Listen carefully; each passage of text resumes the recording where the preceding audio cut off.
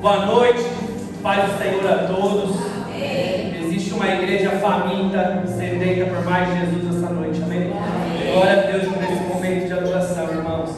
De fato, eu queria falar para vocês assim, eu me sinto privilegiado de viver assim uma noite como essa, porque a gente sabe de perto como as pessoas estão, como que as lutas que elas estão passando e a fé que elas demonstram, irmãos, é de nos constranger. Glória a Deus por esse momento de adoração, glória a Deus por isso que Jesus começou a fazer nessa noite, amém? Hoje nós falaremos sobre um grande homem de Deus, um grande profeta do Senhor, do Antigo Testamento. Quero te convidar a abrir comigo a sua Bíblia no primeiro livro dos Reis, capítulo 17. Hoje nós falaremos sobre Elias, o tesbita, região de Gileade. Elias, ele foi um homem que viveu, irmãos, grandes feitos com o Senhor. Elias teve diversas experiências com o Senhor. E o apóstolo Tiago, ele vai dizer em sua carta que ele foi um homem de carne e osso, assim como eu e você. Elias foi um homem semelhante a minha vida, a sua vida. E às vezes você pode perguntar: mas pastor, o que nos difere então dele? Quantas experiências esse homem viveu?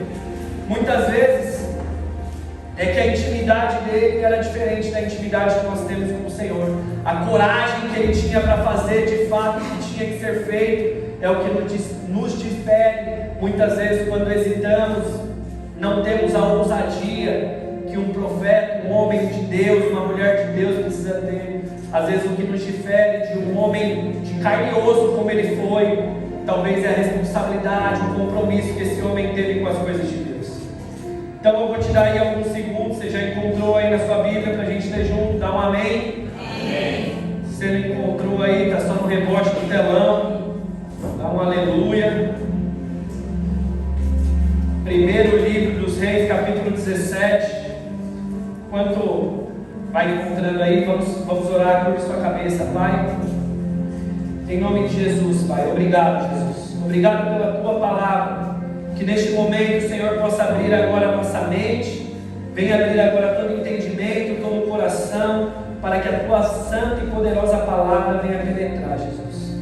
Espírito Santo de Deus, vem agora e faz aquilo que somente Você pode fazer. Te damos total liberdade no nosso meio. Que agora, Espírito Santo, Senhor, venha glorificar o Filho de Deus aqui no nosso meio. Remova todo o ruído, toda a distração. Nós cremos que hoje já é uma noite de salvação, já é uma noite de cura, uma noite de esperança, uma noite de libertação, para a glória do Teu nome, em nome de Jesus. Amém, amém, amém. Machuquei o braço essa semana, mas Deus é bom, amém, irmãos? Antes da leitura, então, Elias, ele foi um homem contemporâneo. Ele viveu no tempo onde Israel era reinada por Acabe.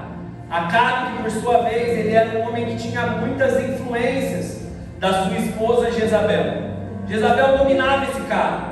E nesse tempo, Acabe, ele instituiu, no momento que nós vamos ler aqui a leitura, Acabe, ele instituiu o reino de Israel, sendo um reino onde todos iriam adorar Baal como o Senhor. Baal, ele era o Deus responsável pela oração daquele povo. Aquele povo estava vivendo em idolatria. Baal, ele era um Deus conhecido por aquelas pessoas como um Deus do fogo, um Deus da água, da chuva, um Deus do raio. E é nesse cenário, nesse ambiente, que Elias, ele é levantado, onde nós vamos ler. Então Israel está vivendo ali em um grande momento de idolatria, todo mundo vivendo longe dos caminhos do Senhor, devido a ter essa liderança corrompida de Acabe e Jezabel à frente do país, do povo. E é nesse contexto que vai surgir Elias, um homem que Deus levanta, um homem que Deus chama, um homem de coragem, um homem que nós vamos expor aqui um pouco da vida dele, um homem cabra macho, irmãos, um homem de Deus, um homem que não negociava. Ele era apelidado por Acabe como o perturbador de Israel. Esse era Elias. O cara não ficava negociando o que ele ia profetizar. Ele não ficava com muito jeito o que ele ia falar, se as pessoas iam foi esse homem que o Senhor escolheu para levantar. Não era um homem de brincadeira. Então vamos ler, eu vou ler na nova tradução da linguagem de hoje, para facilitar o entendimento. Versículo 1 vai dizer, nesse capítulo 17: um profeta chamado Elias de Tisbé, na região de Gileade, disse ao rei Acabe: em nome do Senhor, o Deus vivo de Israel, de quem sou servo, diga ao Senhor que não vai cair orvalho nem chuva durante os próximos anos, até que eu diga para cair orvalho e possa chover de novo. Até aqui por enquanto. Olha como o cara era de personalidade, olha como o Elias era um bichão mesmo, irmão. Ele diz na cara do rei, ele diz na cara de Acabe, que não iria cair uma gota de água, não iria cair um orvalho, enquanto não saísse da boca dele que iria chover. Elias ele está dizendo para um Deus que tinha como, para um homem que tinha como o seu Deus Baal, que era o Deus da chuva, era o Deus do fogo. E Elias está dizendo: aqui caguei para o seu Deus, não vai cair chuva, não vai cair nenhum orvalho, enquanto da minha boca não sair essas palavras. Olha a intimidade, você consegue ver o relacionamento que Elias ele tinha com o Senhor, para ser comissionado a viver isso. Na verdade aqui o Senhor está usando Elias para ele ser um instrumento de Deus para desmascarar os deuses daquela época, os deuses que estavam operando naquele povo. Então Deus levanta Elias, um homem de coragem, e aí você sabe, sem chuva, fica um tempo de seca, o que vai acontecer? Muita escassez no povo, muita fome, um caos naquela região. Irmãos, não sei só eu estou com calor aí, mas e aí, se não está hoje, o negócio passou. E era esse o cenário, esse era o cenário que Elias estava vivendo. Estava em um momento onde não ia chover, ia viver o povo uma escassez, o povo ia viver uma seca, e Deus levanta este homem nesse ambiente todo zoado para chamar um povo ao arrependimento. Elias ele tem a comissão de falar para o povo: vocês se afastaram dos caminhos do Senhor, vocês estão distantes do caminho do Senhor. Elias ele é chamado para fazer com que o povo venha se arrepender. Ele não estava perturbando Israel, mas ele estava de fato querendo que Israel voltasse aos olhos para o Senhor. Então Deus o levanta para que ele venha denunciar o pecado do povo. O povo começa a ter esse papel de um homem o convencendo ao arrependimento, o convencendo a volta aos caminhos do Senhor. Nesse mesmo ambiente, irmãos, não acontece de qualquer jeito. Por mais que Deus levantou Elias, não seria de qualquer forma que as coisas iam acontecer.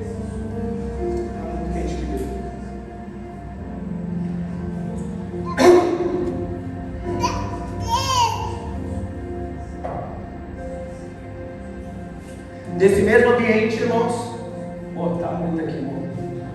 Estou nem conseguindo aqui falar. Como é que é, irmãos?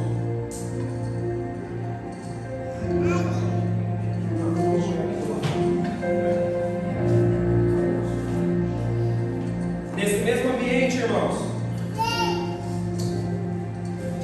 Deus não ia deixar com que Elias fizesse as coisas de qualquer jeito. Deus queria que Elias de fato trouxesse um povo transformado, um povo mudado, um povo convertido, um povo que de fato conhecesse o Senhor. E muita gente, irmãos, acha que ser profeta é ser um loucão da temporada, é aquele cara que anda diferente, é aquele cara que tem hábitos malucos. Muitas vezes nós somos levados a achar que o ambiente profético é aquele ambiente de muito transcendente, de muitas coisas loucas acontecendo. E aqui nós vemos que o profeta é aquele que é usado por Deus para trazer lucidez ao povo, para trazer uma orientação ao povo. O profeta que foi levantado, ele precisava trazer um povo que estava caído, um povo que estava no chão, para que de fato voltasse aos caminhos do Senhor. Muitas vezes ele é mal interpretado, porque o profeta ele não fala aquilo que as pessoas querem ouvir. O profeta ele não é levantado para dizer aquilo que as pessoas estão esperando, aquilo que vai ser agradável aos ouvidos. O profeta não é aquele que vai se vender. Por isso que Acabe chama Elias de um perturbador de Israel, um homem que estava atrapalhando os cultos a Baal. Porque o comprometimento que Elias tinha não era com Acabe, não era com Jezabel. O compromisso que ele tinha era com o Senhor. A nossa igreja, irmãos, para vocês entenderem, nós somos uma igreja que pode se considerar uma igreja profética. Por que uma igreja profética? Porque nós somos uma igreja que foi levantada para trazer homens e mulheres ao arrependimento. Nós somos uma igreja que foi levantada para ser uma porta aberta para levantar aqueles que estão caídos. Isso é um ministério profético. Uma igreja que denuncia o pecado, uma igreja que confronta, uma igreja que traz as pessoas de fato a um alinhamento, a um posicionamento com o Senhor. Somos essa igreja levantada por Deus para que homens, mulheres, crianças, famílias desse tempo sejam de fato erguidas no Senhor. Você crê nisso? Essa é a igreja do Senhor. Isso é uma igreja profética. Muitas vezes nós somos levados a achar que o fato de uma igreja ser denominada profética, pronto, já vai vir um monte de maluquice, já vai vir aquele monte de ato profético, aquela bagunça, sendo que na real uma coisa não está relacionada com a outra. Ser um profeta de Deus, ser alguém que está vivendo a vida profética do Senhor, não significa ou não está relacionado em você ser alguém totalmente diferente, cheio daquelas revelações profundas, todo misterioso, como você com certeza sabe. Muitas vezes nós vemos que tudo se mistura, e isso acontece nos nossos meios. Quando nós temos algum conhecido, não, o irmão ele é muito profético, ele é muito doido, em outras palavras. Ele é muito envolvido em algumas coisas que às vezes você se pergunta, mas por que é assim? E nós nos confundimos com o espírito de adivinhação, às vezes, com o espírito de vidência, com experiências em outras religiões, e aí traz aquela salada para o cristianismo, vira aquela bagunça, e aí você não sabe nem mais aonde você está. É um verdadeiro sincretismo religioso. Um profético, quando entra de uma forma muito bagunçada, principalmente se o homem, aqui um parênteses, né? Se o homem da posição de fala, ele já frequentou religiões de matriz africanas, por exemplo, seja um umbanda, um candomblé, enfim, já flertou no espiritismo. Talvez quando ele entra numa igreja evangélica, ele é tão espiritual que ele começa a dar nomes daquelas coisas para dentro da igreja. Aquilo que ele vivia, ele começa agora a justificar a vida do cristão aqui dentro. E essas coisas acontecem e você fica, mas como assim? Não, isso daí você está vivendo é porque é oferenda de não sei o que, isso daqui que você está é que não sei quem está na sua casa. E aí aquele ambiente profético, na verdade, fica um ambiente maluco. Aí começa aqueles cultos de libertações malucos, você não sabe aonde você está, mas com certeza parece com tudo menos uma igreja cristã. E com certeza, eu falo isso não da boca para fora, mas eu já tive sim o prazer de participar de vários encontros assim. Porque acontece uma mistura. As pessoas acham que o ser profético é o ser estranho, é o ser maluco, o ser fazer coisas loucas. E eu creio, irmão, sim, em um mundo espiritual. Eu creio que o espiritual ele é muito mais real do que o natural que nós vivemos. Mas tudo precisa ter muita lucidez. Se nós pararmos para olhar tudo aquilo que esses caras muitas vezes estão fazendo e aquilo que a Bíblia diz, eu com certeza prefiro ficar com aquilo que a Bíblia diz, porque eu não consegui ver os apóstolos de Cristo vivendo essas coisas, fazendo essas coisas, invocando essas coisas. Então o Evangelho não é sobre isso, amém, irmãos? Não, que nós não venhamos viver misturas. Revelação, como nós falamos, nós somos uma igreja da revelação, mas a nossa revelação são esses 66 livros, irmãos. 39 do Antigo Testamento, 27 do Novo Testamento. Essa é a revelação de Cristo para a igreja. A Bíblia, a palavra de Deus, uma palavra viva, eficaz, uma palavra que de fato tem poder para transformar, para mudar, para levantar, para curar.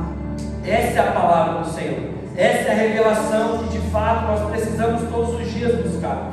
Filipenses 2,9 vai dizer: Deus exaltou de sobremaneira e deu um nome que está acima de todo nome, para que o nome de Jesus se dobre todo o joelho nos céus, na terra e debaixo da terra, e toda língua confesse que Jesus Cristo é Senhor. Jesus é suficiente, irmão. Jesus é suficiente, está muito acima de tudo aquilo, de todo o processo, de todo o protocolo. Toda a autoridade foi dada no nome de Jesus. Toda a autoridade foi dada. Não confunda, às vezes, em ambientes que você possa estar, em lugares que você possa frequentar, talvez se envolver em maluquices, em loucuras. Não foi para isso. O nome de Jesus, ele é poderoso, ele é vitorioso, e as portas do inferno não prevalecerão contra a igreja do Senhor. Amém, irmão? Amém? Precisamos ter, de fato, um discernimento do que é um ambiente profético. E continuando aqui, então, eu amo essa parte também. Lucas 10, 19 vai dizer algo fantástico a respeito disso, já que eu estou nesse assunto. Lucas 10, Jesus, ele está, os 70 discípulos de Jesus, eles acabaram de voltar. Os 70 discípulos de Jesus acabaram de voltar, e eles dizem, Lucas 10, 19 vai dizer: foi-nos dada autoridade, nós conseguimos expulsar demônios, nós temos autoridade para expulsar cobras, serpentes. E Jesus, ele diz algo fantástico a eles. Jesus, ele diz: não se alegrem no fato de vocês poderem pisar em cobras e escorpiões, e vencer todo o poder do inimigo, mas que de fato vocês se alegrem, porque não pelos espíritos se submeterem a vocês, mas porque o nome de cada um de vocês está registrado no céu. Isso é o que motiva o crente, irmão. Expulsar demônio, manifestação, essas coisas acontecem, sabemos disso. Isso é uma consequência da vida cristã. Mas o que tem que nos trazer alegria é que o nosso nome está registrado no céu. Somos marcados pelo Senhor, amém, irmão? Toda essa autoridade já nos foi dada. Mas voltando aqui, ele é um profeta do Senhor, levantado para esse tempo, aonde o povo precisa voltar aos caminhos do Senhor. O povo precisa de fato parar de adorar outros deuses, parar de adorar Baal, e nada diferente dos dias atuais. Hoje, nos atuais dias, irmãos, quando se fala a verdade, junto da verdade vem um efeito colateral muito grande. E acontecia isso com Elias. Ele não tinha muitas pessoas próximas dele, porque ele era um homem de coragem, ele tinha um verbo rasgado, ele falava o que tinha que ser dito. E muitas vezes o fato dessa transparência, dessa objetividade, traz um efeito colateral muito grande. Qual efeito é esse, pastor? Muita gente não gosta, irmão, muita gente não suporta, ou melhor, muita gente rejeita a palavra da verdade. Muita gente não consegue suportar a sã doutrina do Senhor. Assim como o apóstolo Paulo, ele diz para Timóteo: chegará o tempo que eles sentirão coceira nos ouvidos, não conseguirão, porque eles estão entregues às fábulas, às lendas. São pessoas que não suportam os valores e os princípios do Evangelho. Quantas e quantas vezes isso acontece nos nossos dias de hoje, irmãos? Pessoas que estão negociando princípios e valores para ter uma igreja cheia. Talvez esse é o motivo dos nossos cultos não serem tão cheios como talvez um dia poderia ter sido, se nós negociássemos, se nós abríssemos a porta para que todos fizessem e vivessem da forma que querem. A verdade, ela é algo que traz um efeito colateral muito grande. Mas no texto, Elias, ele é levantado e Jezabel vai começar a perseguir os profetas. Jezabel, ela vai ver que existe um homem chamado Elias, que ele está batendo de frente. Ele está chegando e falando: ó, não tem vez, aqui é o seu Deus Baal que está mandando, ele é o Deus da chuva, mas se eu não disser que não vai chover nem um orvalho, nem aquela neblina da noite vai cair sobre a terra. E Jezabel começa a fazer o quê? Perseguir todos. E entenda isso, igreja, que nós possamos entender quem é Jezabel. O que é Jezabel, essa mulher de Acabe? Jezabel, ela é uma voz que ela tem um único e simples objetivo, que é silenciar a voz profética. Ela quer silenciar e matar todos os profetas do Senhor. Às vezes você pode achar que isso é algo do passado, mas isso está muito presente nos dias atuais. Existe ainda Jezabel querendo silenciar a voz profética da igreja, silenciar a voz, a vocação, o ministério, o envolvimento, o chamado da igreja do Senhor. Quantas e quantas vozes, sabe aquela voz do espera mais um pouco? É aquela voz de não derrame seu dom, não se envolva de novo, não viva aquilo que um dia você talvez se machucou, você vai se machucar de novo. Essas são as vozes que querem calar o ministério. Essas são as vozes que Jezabel quer matar o profético, é que você desanime daquilo que Deus um dia te chamou. Fica quieto no seu canto. Já tem gente fazendo, para que você vai se envolver?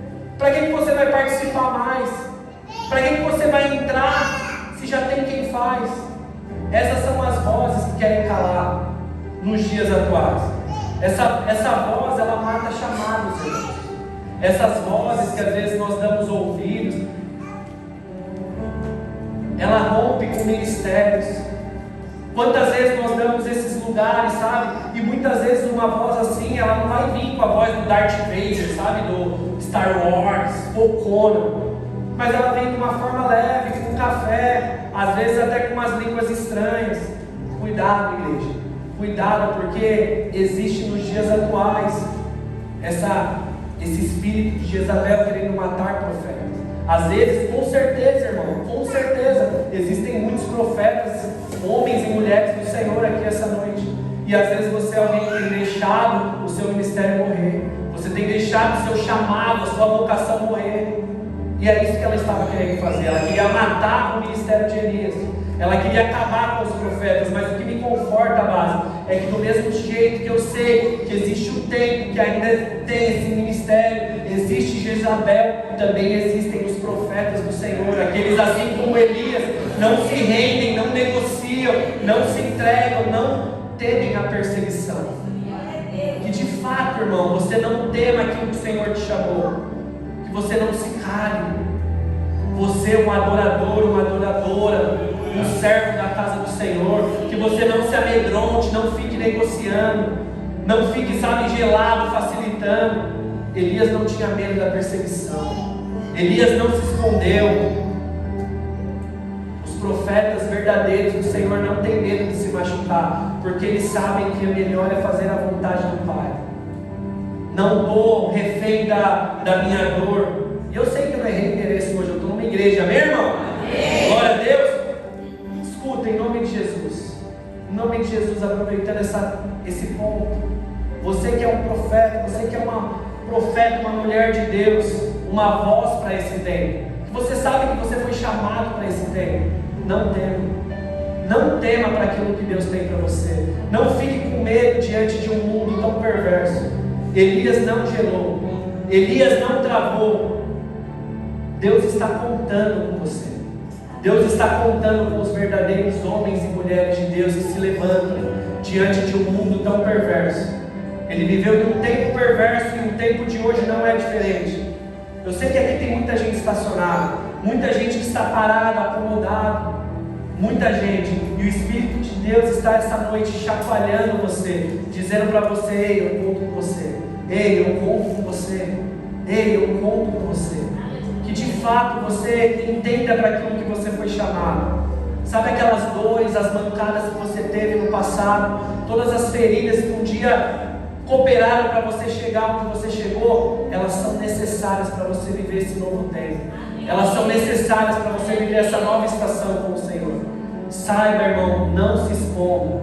Elias, ele não se escondeu. Que você, minha irmã, não se esconda. Você precisa derramar aquilo que o Senhor colocou no seu coração. Existem pessoas, base, que precisam da cura que está em você. Você tem a cura que as pessoas precisam. Que você não venha parar. Que você não venha parar. Que você não venha desanimar. Não pare, irmão. Aleluia, irmão. Vida aos seus pés. Eu não vou parar. Aleluia. Gastarei a vida aos seus pés. Existe um fogo cerrado em meu peito que não me dá descanso. Eu não tenho descanso. Que você deixe queimar, irmão. Você deixe queimar, que você venha colocar lenha, você não seja calado por vozes que têm parado. Voltando aqui, Elias mandou então um papo reto para Acabe. Ele disse para Acabe: não vai chover, não vai chover enquanto eu não disser. E na sequência o Senhor direciona Elias para ele fugir, para ele sair da onde ele estava ali falando com Acabe. E eu vou parafrasear para a gente poder ganhar tempo, irmãos, mas é na sequência do texto bíblico, você vai acompanhando aí, que nós vamos ler bastante hoje. Então primeiro Elias ele fala com Acabe e o Senhor diz: agora você sai e vai para o ribeiro de Querite, próximo ao Rio Jordão. Então ali é onde Elias vai ficar, e ele é cuidado por um corvo do Senhor, onde 2 vezes ao dia o corvo vai levar carne e vai levar pão para Elias. A água ele vai beber do ribeiro. E Elias ele começa a viver ali. E o tempo começa a viver uma seca. A água parou naquele lugar. Enquanto Elias não dissesse novamente através do Senhor, não haveria chuva. Então ele se afastou. E entende, irmão, naquele tempo de escassez, naquele tempo de seca, naquele tempo de dificuldade, foi um tempo que Elias comeu 2 vezes ao dia. Não apenas uma, mas o Senhor cuidava para que o corvo levasse o alimento de manhã e levasse também à noite. Naquele tempo, se você pegar relatos, você vai ver que pessoas que comiam 1 vez no dia já estava bem na foto, porque estava muito limitado, não tinha água, não tinha plantio, não tinha colheita, era um tempo muito difícil.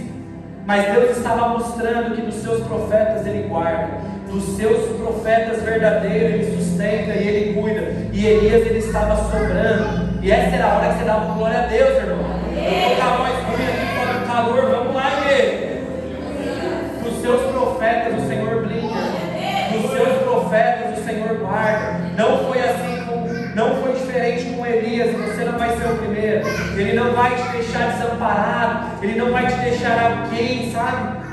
Dos seus profetas Ele abençoa, Ele faz sobrar, mesmo em tempo de falta, mesmo em tempo de escassez, mesmo em tempo de seca, Ele cuida. Eu sei que o Senhor está cuidando, irmão, porque Deus sustenta e provê aqueles que de fato são fiéis à palavra do Senhor, estão firmados no Senhor. Aleluia, amado. Mas a seca vai vir. A seca vai vir, aquele riacho onde Elias estava ia secar. E ali secou, então o Senhor diz: agora Elias, você vai partir, você vai para Sarepta. E você conhece bem essa história. Chegando lá, ele é cuidado por uma viúva. Você crente conhece bem essa história. Elias é chegado naquele lugar, só que tem um detalhe muito importante. Sarepta ela ficava na região de Sidom. Sidom é o lugar onde Jezabel nasceu, é a terra de Jezabel. Olha aqui como Deus ele zomba com os inimigos. Deus estava levando o profeta, Deus estava levando ele no mesmo lugar, na região onde Baal era Deus, para mostrar que Baal não tinha autoridade ali. Não caía chuva, Deus fez vir uma seca, não ia cair uma gota até que o profeta dissesse. E mesmo assim, na hora que ele tivesse fome, o Senhor prepararia uma viúva, onde a panela não ia faltar farinha, na botija não ia faltar o azeite, e ali o profeta ia ser cuidado diante da catástrofe que estavam vivendo. Esse era o cenário que Deus estava conduzindo Elias, levando ele no meio da idolatria, no meio da onde as coisas estavam acontecendo. Deus estava dizendo aqui para Elias e mostrando para nós, igreja do Senhor, não importa o cenário. Isso já foi falado aqui na adoração. Não importa o cenário, Deus é Deus em todo momento. Deus é Deus em todo lugar, irmão. Em todo lugar. Deus é o Deus que nos sustenta. Pode ser no sol, na chuva. Eu não sei quem é você, irmão, mas eu sei que Deus está mandando dizer: a política está ruim, mas Deus continua com o céu em festa. A sua área financeira pode não estar legal, a sua área econômica pode não estar legal, mas o céu continua em festa, irmão. Deus não está refém de um lugar, Deus não está refém de uma estação. A terra pode estar ruim, a terra pode estar em seca, mas dos seus o Senhor cuida, irmão. Dos seus o Senhor cuida. Que você, que nós, igreja, não sejamos de fato guiados por aquilo que nós estamos vendo. Elias poderia falar: deu ruim. Eu falei que vai cair uma gota, mas aí eu também vou viver na seca. Mas eu vou morar aqui perto de um riacho, mas agora o riacho secou porque não chove mais. Então não tem mais água, para onde eu vou? Agora eu cheguei diante de uma cidade, aqui tem uma viúva, que ela está sofrendo, está falando que só tem um pouco de pão. Como é que eu vou falar para ela fazer? E ele não estava olhando para a circunstância. Que você não olhe para a sua circunstância, que você de fato, irmão, olhe por aquilo que você crê no Senhor. Deus levanta pessoas aonde não tem pessoas. Deus abre portas aonde não tem portas. Esse foi o cuidado que Deus teve ali com Elias naquele lugar. E eu não preciso, de verdade, irmão, você sabe que o Senhor não precisa de um lugar favorável. Jesus ele não precisa, o Senhor não precisa de uma economia boa. Senhor não precisa das coisas estando tudo correndo bem para te abençoar, porque Ele precisa de um coração disponível, quebrantado, cheio de fé que Ele pode operar. Não fique refém daquilo que você está vendo, irmão. De fato, tenha a sua fé forjada no Senhor. Passaram 3 anos, 3 anos de seca, Deus vai dizer para Elias, continuando o texto, está na hora de voltar, Elias. Vamos voltar porque vai chover. E aí, no capítulo 18, agora, parafraseando, versículo 1 ao 19, nós vamos ter Elias encontrado com Obadias. Obadias é como se fosse o primeiro-ministro do reino de Acabe. E aí ele encontra com Obadias. Obadias era um homem temente ao Senhor. E ali Elias fala assim: Obadias, é o seguinte, eu quero que você me conecta junto com Acabe, que eu preciso conversar com ele. Chegou a hora dele se arrepender, porque de fato o Senhor vai mandar chuva. Já se passaram 3 anos. Só que Obadias era um homem temente ao Senhor, e ele conhecia Elias. E Elias, ele tinha um costume um pouco diferente, irmão. Que costume? Ele se teletransportava. Ora Elias era visto aqui, ora ele era visto lá, e ninguém entendia. E aí Obadias fala para Elias, até o versículo 19, vai dizer: mas Elias, como que eu vou falar que eu te vi? Todos aqueles que falaram que te viram para Acabe mandava os caras para te achar. Só que daí você aparecia em outro lugar, e aí o cara mandava matar aquele que fez perder tempo. Como que eu vou fazer isso? E Elias diz para Obadias: vai lá que eu me encontrarei com ele. Vai lá e cria essa conexão, abre esse caminho, pode confiar. E Obadias era um homem que diz: eu temo ao Senhor, eu guardei sempre os profetas do Senhor que Jezabel mandou matar. Eu guardei, estou alimentando eles com pão, estou alimentando eles com água, em cavernas. E Elias vai dizer: então junte todos eles que nós teremos um desafio. Nós teremos um encontro, um embate com o Deus Baal. E aí Elias vai se encontrar com Acabe no versículo 17 do capítulo 18. Vamos ler juntos. Quando viu o profeta, Acabe disse: então você que está aí, você é o maior criador de problemas, o perturbador de Israel. Eu não sou o criador de problemas para o povo de Israel, respondeu Elias. Você e seu pai é que são criadores de problemas, pois abandonaram os mandamentos do Senhor Deus e adoram imagens de Baal. Portanto, ordene agora a todo o povo de Israel que vá se encontrar comigo no Monte Carmelo. Mande também os 450 profetas de Baal e os 400 profetas da deusa Zirá, que são sustentados pela rainha Jezabel. Aqui na linguagem atualizada minha, irmão, Elias está chamando para treta, falando: vamos ver qual que é qual, vamos resolver de uma forma. Vocês estão falando que tem o Deus de vocês, eu sirvo o Deus dos exércitos, o Deus de Israel, eu sei que existe Deus nesse lugar, então vamos para frente, vamos resolver, vamos para as cabeças aqui. E Acabe chama todos os israelitas e os profetas de Baal para se reunir com ele no Monte Carmelo. Continua a leitura. Elias chegou perto do povo e disse: olha a orelhada que ele dá para o povo: até quando vocês vão ficar em dúvida sobre o que vão fazer? Se o Senhor é Deus, adorem ao Senhor, mas se Baal é Deus, adorem Baal. Porém o povo nada respondeu. Então Elias disse: de todos os profetas de Deus, o Senhor, eu fui o único que sobrou, mas os profetas de Baal são 450. Agora tragam 2 touros, que o profeta de Baal matem um e cortem em pedaços e ponham em cima da lenha, mas não coloquem fogo. Eu farei a mesma coisa com o outro touro. E aí os profetas de Baal vão orar ao seu Deus, e eu orarei ao Senhor. O Deus que responder mandando fogo, este é que é Deus. E o povo respondeu: está bem assim. Então, em resumo, foi assim: é o seguinte, vocês acreditam em Deus? Já primeiro, por que vocês não servem a Deus? Porque de fato eu sou o único que estou aqui batendo de frente. Porque de fato eu sou o único que estou batendo aqui com Acabe, com Jezabel. Vocês estão de brincadeira? Se vocês creem no Senhor, por que não vivem como creem no Senhor? Ou vocês creem em Baal, então se juntem a eles. Mas tudo bem, não estão tendo fé, então vamos lá, peguem 2 touros, vamos ver qual é Deus aqui, vamos ver quem vai resolver. Aqui nós vamos ter, irmão, uma batalha épica Testamento. Algo fantástico, Elias e os 450 profetas de Baal. É um episódio, um grande desafio ali no Monte Carmelo, uma cena, na minha opinião, um dos momentos mais extraordinários do Antigo Testamento, e foi uma guerra, um tudo ou nada, um desafio. E Elias disse: vocês montam o de vocês e eu vou montar o meu, e vamos ver qual Deus vai responder. Vamos ver qual vai ser o sacrifício que vai ser aceito pelo Deus, seja o Deus Baal ou se for o Deus de fato. E Elias era marrento, irmão. Elias, ele confiava no Senhor a ponto de saber de fato quem Deus era. Ele não estava sendo um aventureiro, ele não era alguém que brincava de ser crente, ele não foi tirar uma dos caras tipo um loucão, vai vir aqui, vamos matar. Ele sabia quem Deus era. Olha o versículo 27 deste mesmo capítulo. Olha como ele tirava uma dos caras.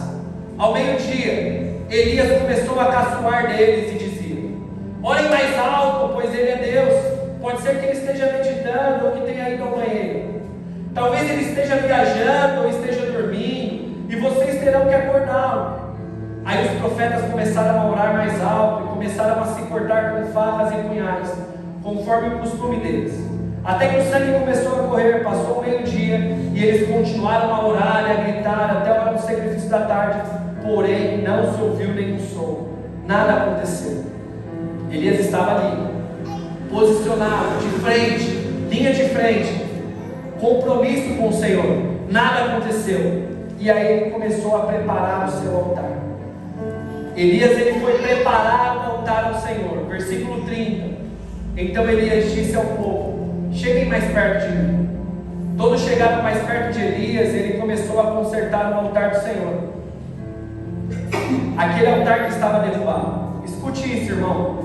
Elias começou a consertar o altar do Senhor, aquele que estava derrubado. Ele pegou 12 pedras, uma para cada uma das 12 tribos de Israel, que tinha o nome dos filhos de Jacó, o homem a quem o Senhor tinha dado o nome de Israel. Com essas pedras, Elias reconstruiu o altar para a adoração do Senhor. Depois cavou em volta uma valeta em que cabiam mais ou menos 12 litros de água. Em seguida colocou lenha no altar, cortou um touro em pedaços e o pôs em cima da lenha. Então disse: encham 4 jarras com água e derramem sobre o animal sacrificado e sobre a lenha. Eles fizeram o que Elias estava mandando e disse: façam de novo, e eles fizeram. Façam pela terceira vez, disse Elias, e eles fizeram. E a água correu de volta ao altar. Entenda isso, irmão, que é muito importante esses detalhes. É muito importante você entender. Elias, ele foi um reconstrutor.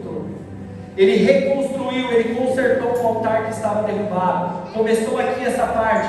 E eu creio, irmão, que essa noite o Senhor está te chamando para reconstruir coisas também, para consertar coisas que estão derrubadas, consertar coisas, sabe, que por algum motivo você deixou a peteca cair, por algum motivo você desanimou, por algum motivo você não está mais queimando como antes, você não está mais vivendo aquilo que o Senhor chamou você para viver. Eu creio que essa noite o Senhor está chamando homens e mulheres para consertar coisas, colocar pingo no i em algumas coisas, irmãos. Talvez uma palavra mal expressada por você no passado, uma mancada que te deram no passado, e o Senhor essa noite está falando: antes de tudo, antes de pedir chuva, antes de pedir fogo, antes de pedir bênção, reconstrua, conserte os altares, conserte. Veja onde você caiu e volte. Não adianta, Carol ministrou aqui um pouco na oferta. Não adianta vir aqui pedir bênção se está tudo aloprado lá fora. Não é brincadeira. Nosso Senhor não está de brincadeira. Que nós não venhamos ser crentes de brincadeira. Essa noite o Senhor nos chama de fato para reconstruir e pegar carros, voltar e consertar coisas que foram derrubadas, coisas que estavam perdidas, largadas, princípios, às vezes valores que você tem negligenciado na sua casa, negligenciado com os seus filhos. E o Senhor está falando: primeiro conserta antes de chegar a resposta. Essa noite o Senhor nos convida, irmão, a fazer algo diferente. Elias, ele fez algo diferente. Ele chamou todos para perto e falou: agora eu vou reconstruir, agora eu vou consertar esse altar, agora eu vou fazer ele de uma forma diferente, com fé e confiança. E Elias faz isso. Ele preparou tudo bonito, ele cortou a lenha, ele pegou o animal, ele fez a valeta. Mas olha que desaforo, irmão. Elias estava vivendo em um tempo de seca e ele disse para os caras: peguem 12 litros de água. Eu quero que vocês peguem 12 litros de água e joguem aqui sobre esse sacrifício. As pessoas poderiam olhar para Elias e dizer: mano, você é louco, cara. Nós estamos sem água, nós estamos vivendo numa seca. Como assim você quer que a gente jogue água no sacrifício? Como assim você quer que a gente jogue 12 litros de água? Mas que desperdício! Quantas pessoas podem ter dito aquilo? Tantas pessoas que Elias falou assim: se vocês de fato são do Senhor, por que vocês não adoram o Senhor? Talvez essas pessoas que estavam olhando o sacrifício, estavam olhando e falando: mano, que desperdício. Um monte de gente com sede, e ele jogando 12 litros de água aqui. Deixa eu te falar, irmão, muita gente vai olhar para aquilo que você faz diante do Senhor e vai dizer que é um desperdício. Muita gente vai olhar para você e vai falar assim: é um desperdício de tempo você ficar indo na igreja, é um desperdício de recurso você ficar sendo generoso na igreja, é um desperdício de tempo você toda hora estar com essa Bíblia debaixo do braço, é um desperdício de tempo você ficar ajudando pessoas que talvez você nunca vai receber nada em troca, é um desperdício de vida aquilo que você fica tentando viver, tentando ser crente. Para as pessoas, irmãos, sempre vai ser um desperdício, mas para o Senhor é o necessário para que o nome dele seja glorificado. Não trate, não deixe essas pessoas acharem que todo aquele compromisso seu, todo esse coração, toda essa generosidade é um desperdício. Não parem pelas opiniões contrárias. Um dia uma boca maldita também disse isso tempos à frente e falou assim: nossa, que desperdício, Senhor, gastar esse perfume. Como poderia abençoar os pobres? Sempre as pessoas que não estão no propósito vão achar que é um desperdício aquilo que você faz para o Senhor. Sempre as pessoas que não estão vivendo a missão do Senhor vão achar que você está fazendo demais. 2 cultos nós temos, um bazar por mês. Aí você vem, nossa, vai estar todo dia na igreja. Sempre para as pessoas vai ser muita coisa. Isso aí nós conversamos depois. Sempre terão essas pessoas, irmãos. Sempre terão essas pessoas. Que você de fato não seja guiado, não se deixe levar. Não deixe de ser um adorador. Não deixe de ser um servo do Senhor por pessoas que acham que é desnecessário. Por pessoas que falam não vale a pena.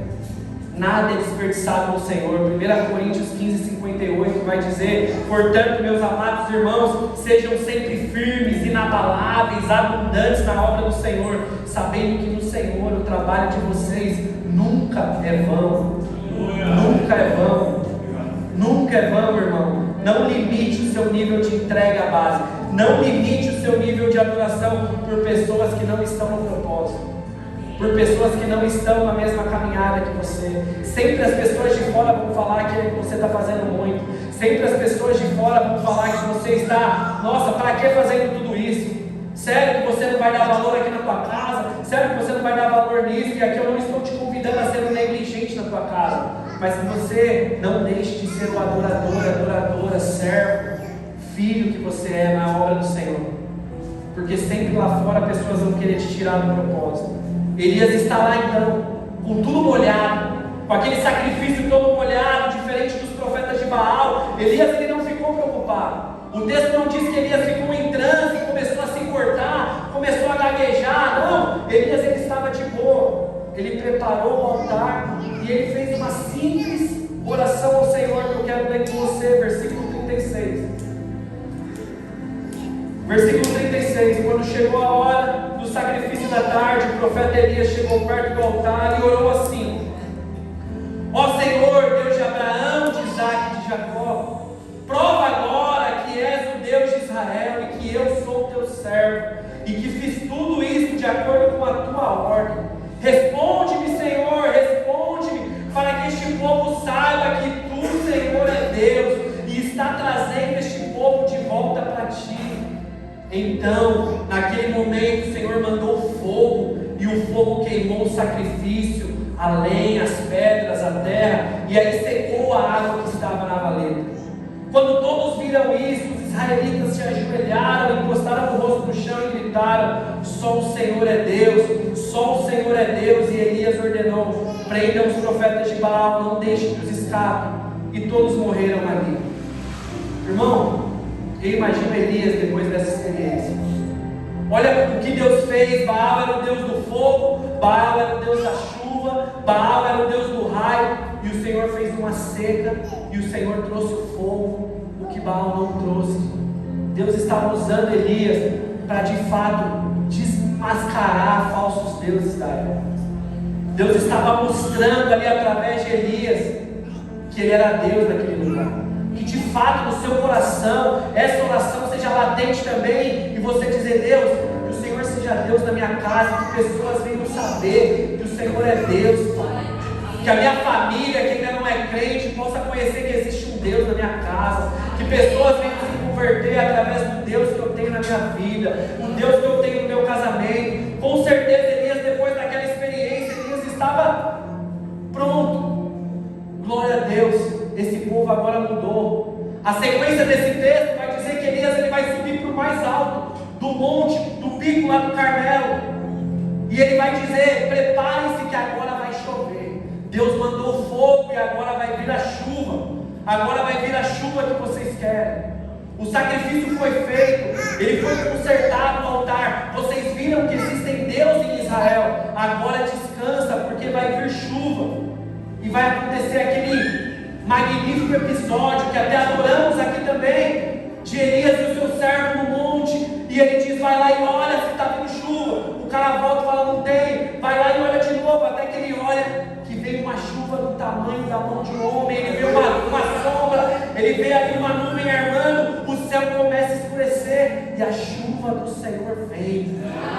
E a chuva do Senhor vem. Vejo uma pequena aleluia, vem do tamanho da mão de um homem, mas este é o sinal que a sua chuva vai descer. Eu vejo uma pequena nuvem do tamanho da mão de um homem, mas este é o sinal que a sua chuva vai descer. Vai chover, vai chover. aleluia.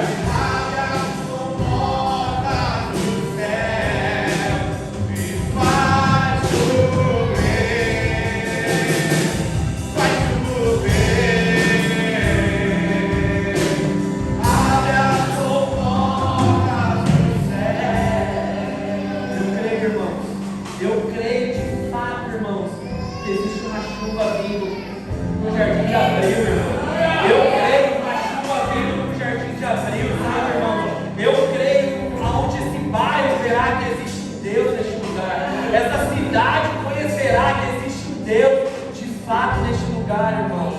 Eu creio nessa chuva vindo, irmão, e que pessoas de fato possam voltar ao Senhor por ver um Deus operando na tua vida, operando na tua casa. Não somente um Deus dessas quatro paredes, mas um Deus que está presente lá no teu trabalho, um Deus que está presente na criação dos teus filhos. Que as pessoas de fato venham ver que existe um Deus vivo. Essa é a minha oração, irmão. Eu creio que essa chuva está chegando, irmão. Eu creio em nome de Jesus que muita água está vindo para preencher toda essa sequidão, talvez que está a sua vida. Toda essa sequidão, talvez que está o seu relacionamento com o Senhor, e Deus está vindo molhar essa noite, irmão. Deus está vindo molhar. Aleluia, igreja. Após um acontecimento como esse, irmãos, se coloque aqui na pessoa de Elias. Ele viveu ali naquele Monte Carmelo, esse embate dos caras.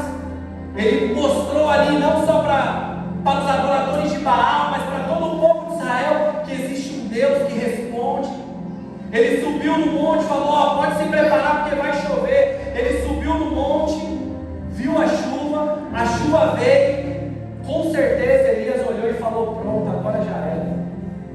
Tudo vai dar certo. Já era, agora tudo vai mudar. O povo entendeu, as pessoas de fato entenderam, elas vão se converter, que de fato existe um Deus vivo. Aconteceu uma experiência sobrenatural. De fato, essas pessoas não vão voltar para os pecados, elas não vão se amedrontar, elas não vão largar. Agora as coisas vão ser diferentes.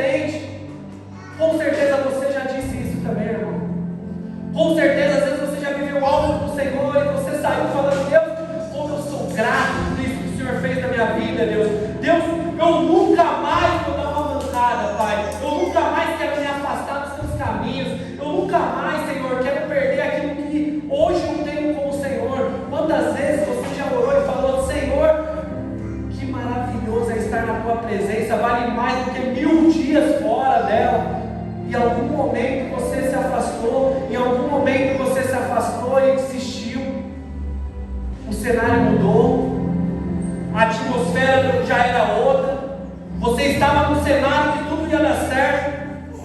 E eu creio que Elias estava assim, falando: pronto, agora Israel vai voltar para os caminhos do Senhor. Agora vai dar certo. De fato, esse povo entendeu, eles vão aprender a ser crente. Mas não é isso que vai acontecer, irmão. Capítulo 19, versículo 1, vamos ler. O rei Acabe contou a sua esposa Jezabel tudo o que Elias havia feito, e como havia matado a espada todos os profetas do Deus Baal. E ela mandou um mensageiro a Elias com o seguinte recado: que os deuses me matem se até amanhã essa hora eu não fizer com você, Elias, o mesmo que você fez com aqueles profetas. Elias temeu. Elias ficou com medo, e para salvar a sua vida ele fugiu com o seu ajudante para a cidade de Berseba, que ficava na região de Judá. Ou seja, irmão, Jezabel, ela fica sabendo, ela endurece o coração e faz ameaças a Elias. E eu confesso para você que o texto vai dizer que Elias ele temeu, vai dizer que Elias ele fugiu para salvar a vida dele. E eu sempre me pergunto, quando eu amo esse texto, eu amo esse livro de 1 Reis, e eu sempre me pergunto: cadê o cara bichão que enfrentou sozinho 450 profetas? Cadê aquele cara que fez o fogo cair? Cadê aquele cara que falou que não ia chover e não choveu? E a hora que ele falou vai chover, e a Bíblia fala que estava um dia sol, não tinha uma nuvem, do nada aparece uma nuvem, porque Deus estava de fato honrando. Cadê aquele cara? Por que ele estava fugindo com medo? Todas as vezes que Elias ele foge, todas as vezes que ele se afasta de determinado lugar, a Bíblia ela diz que o Senhor estava direcionando ele. Mas dessa última vez, Elias ele vai por sua própria conta. Elias ele vai porque ele temeu pelos seus sentimentos. Ele foi guiado pelo medo. Ele foi guiado pelo receio daquilo que Jezabel podia fazer. E eu pergunto a você, igreja, por quem você tem sido guiado? Quem tem governado as suas decisões? Você tem sido guiado pela voz de Deus? Ou ela tem sido... não tem sido seu guia, você tem sido guiado pelos seus sentimentos? Às vezes você é alguém que é guiado pelos seus arrepios. O culto é bom, você se arrepiou, da hora, foi bênção. Mas e quando saiu? Você é guiado pela verdade do Senhor? Você é guiado pela voz de Deus? Ou nós somos guiados pelos nossos sentimentos, pelos nossos medos, pelos nossos cansaços? Ah, hoje eu estou com preguiça, eu não vou adorar o Senhor. Ah não, hoje eu estou cansado. Ah não, hoje eu estou triste porque o irmão não falou comigo. Ah, hoje eu estou chateado. Quem te governa? Quem te guia? Qual a sua motivação? Elias, no dia que ele foi guiado pelos seus sentimentos, ele fugiu, ele correu. Nessa passagem nós vemos aqui que Deus está mostrando de fato a humanidade de Elias. Por isso que o apóstolo Tiago ele vai dizer que Elias era um homem como eu e você. Aqui nós conseguimos ver a vulnerabilidade de Elias, como eu e você muitas vezes somos também. Aqui não existe Superman, não existe Mulher Maravilha, irmão. Aqui não existe. Aqui o texto está mostrando como Elias de fato era um servo do Senhor. Ele era carente da graça do Senhor, muito usado, mas mesmo assim ele ainda era apenas um servo, aonde ele tinha os seus medos, os seus dilemas. Escute isso. Os vasos do Senhor podem ser lindos, mas eles ainda vão continuar sendo de barro. A gente vai continuar sendo limitado. Não confie nos seus sentimentos, não confie no seu coração. Seja guiado pela palavra do Senhor, seja guiado pela verdade do Evangelho na tua vida. Não seja guiado pelos seus costumes. Muitas vezes, irmão, nós somos tentados a glorificar o homem, a dar glória a Deus ao homem, e nós esquecemos de fato que o poder vem do alto, o poder vem do Senhor. Quantas e quantas vezes o trecho vai mostrar essa humanidade de Elias, irmão.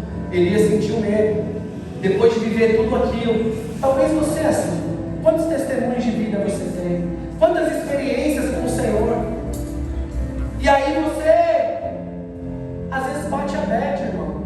Às vezes bate a tristeza, às vezes bate o desânimo. E eu sou um cara muito complicado com isso, abrindo meu coração com vocês, porque Porque o direto bate esses negócios. Às vezes está tudo bem lá em casa, e a Carol fala: o que aconteceu? Eu falei: mano, eu estou triste. Mas por quê? Não sei.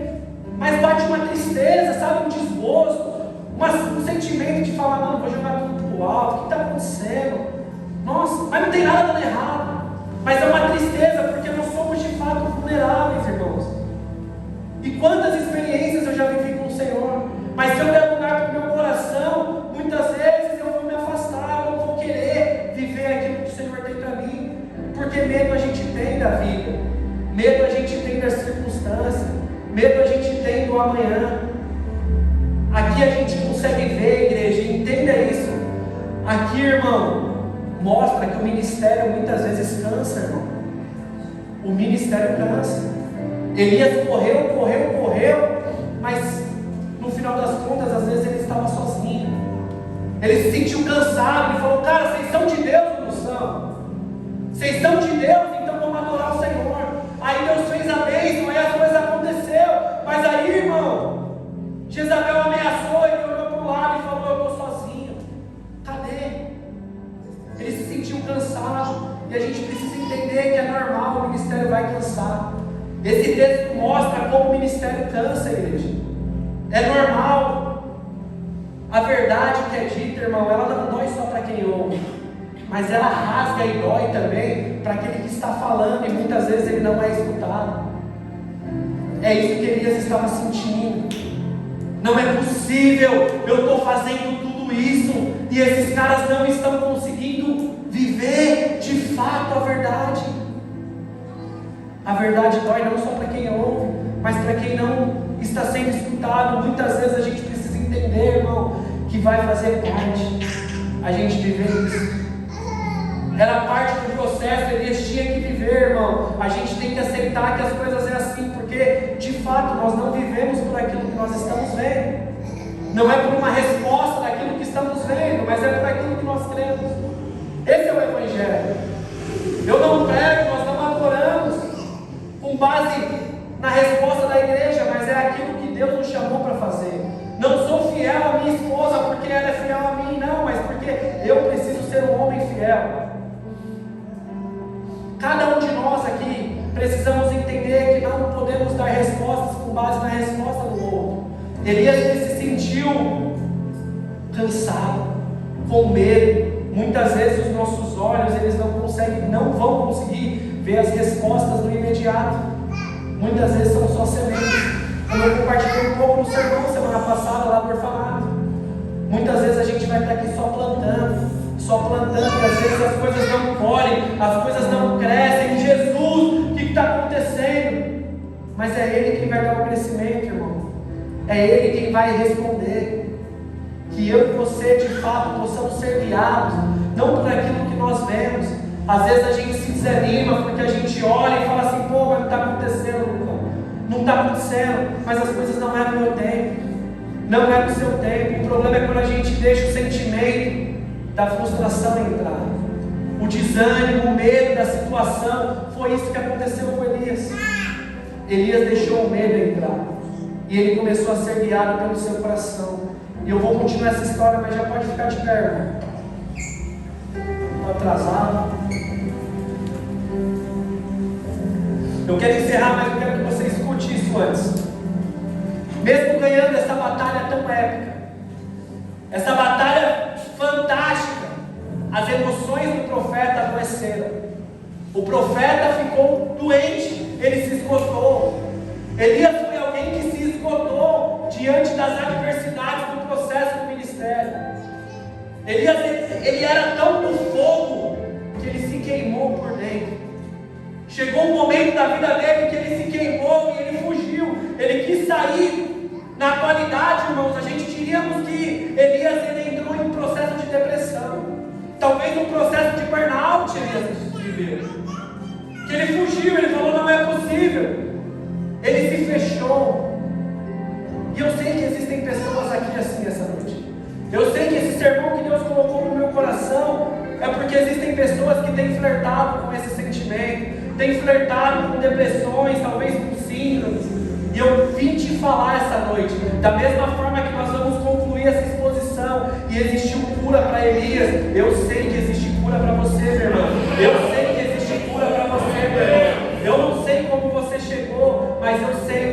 está presente neste lugar. Existe um Deus neste lugar, existe um Deus nesse bairro, existe um Deus nessa igreja, irmão. Elias, ele chegou a dizer: eu não sou melhor que meus pais, Senhor, me leva. Eu não sou melhor que os meus antepassados. Ele estava um homem depressivo, o nome disso é, ele se frustrou. Ele teve as suas expectativas totalmente no ralo, falharam. Ele criou expectativas do que ia acontecer. Não, agora as coisas vão acontecer, Deus. Não, agora as coisas vão mudar. Agora tudo vai ser novo. Agora talvez ele cantaria aquela música lá: agora eu vou viver algo novo, Senhor. Tudo deu certo. Mas as expectativas dele falhou, irmão. E deixa eu te falar, o remédio para isso é que o crente precisa entender que ele não pode viver de expectativas, mas o crente, ele vive de esperança, e esperança é a palavra do Senhor.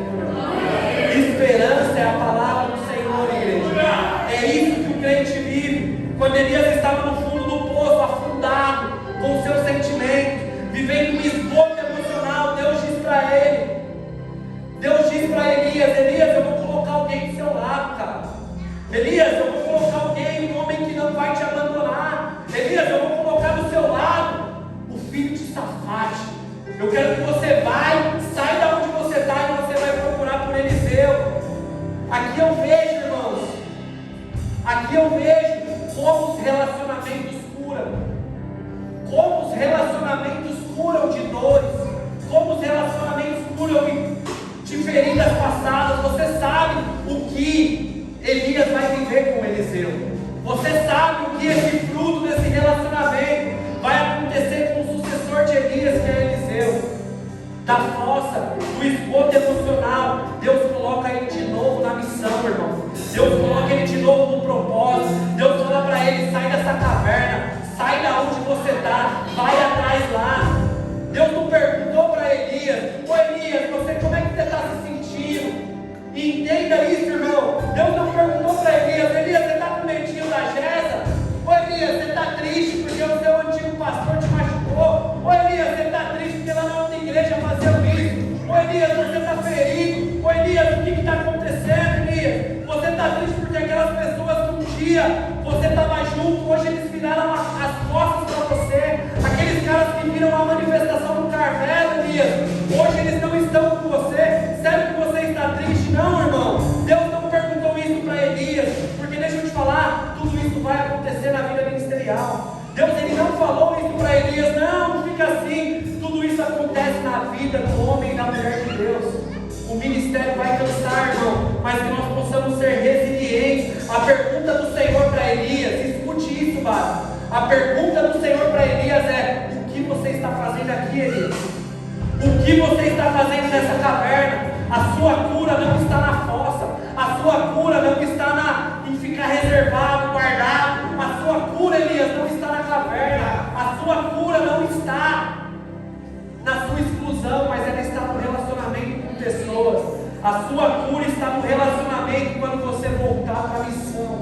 Então eu quero que você, meu profeta, saia dessa caverna e vai atrás de Eliseu. Porque o seu relacionamento, você vai mudar, você vai receber a cura, talvez dessa depressão, talvez desse desgosto, quando você se relacionar de novo. Então você sai daí de onde você está, de fato, e volte para a missão. E essa noite o Senhor está dizendo, base, o que você está fazendo dentro da caverna. Eu não sei quem é você. Às vezes você está aqui, você sabe que você está vivendo dentro de uma caverna, e o Senhor está falando o que você está fazendo dentro dela, o que você está esperando dentro dela. Existem pessoas, irmãos, disponíveis para trazer a cura que você precisa. Se envolva de novo na missão. O Senhor está falando: tome de volta aquilo que eu te chamei, volte a fazer aquilo que um dia eu coloquei no seu coração. Aquela dor do seu passado, ela vai ser restaurada, ela vai voltar a ter vida a partir do momento que você se envolver de novo com pessoas. Não ache que agora todo mundo vai te machucar. Não ache que agora você não dá mais certo. Não ache que não, eu prefiro ficar aqui mesmo. Não seja covarde. O Senhor está falando: a sua cura está no relacionamento, Elias. Volte a se relacionar.